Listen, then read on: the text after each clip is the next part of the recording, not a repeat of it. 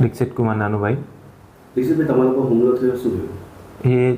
જે ટેમ્પાવાળો જો મેં ફર્સ્ટ શિફ્ટમાં ચાલતો હતો ને, તે પાન નદી પર પાડી મને ઓવરટેક મારીને એ ભાગી ગયો અને મેં પછાડી ગયો અને મને મળ્યો, ટોલ નાકા પર મળ્યો ને એને મેં ઊભી રાખ્યો અને એને મેં પૂછ્યું કે ભાઈ આ તું જે મને ટક્કર મારીને જે નાઠો છે તે તું ગલત કર્યું છે, એ બધું અમે સમજાવ્યો સાલીને.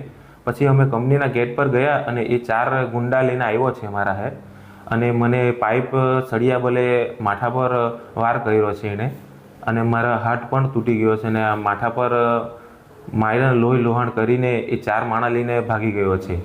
તમે કેટલા જણ હતા અને અમે એ જતા હતા ધમકી આપી કે તમે? ના, અમે છે ને 8-10 જણા જેવા હતા ઇકોમાં. એ જ ઇકોમાં અમે બેસીને જતા હતા ને ઓવરટેક કરીને એ જાડી ગયો. અમે માન બચી ગયા, મરી જ જતા હતા અમે.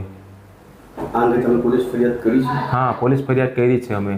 તમે શું અમે એ જ માગું છે કે મારી પરિવારમાં મેં જાતે કમાવાળો છે તો થોડુંક મને ન્યાય આપે, એ જ પોલીસ ઇન્સ્પેક્ટરને મેં રિક્વેસ્ટ કરું છું. અને એ જે મારીને મને ભાગી ગયો છે એને પકડીને એને કાર્યવાહી થાય એ જ મેં ઈચ્છું છું.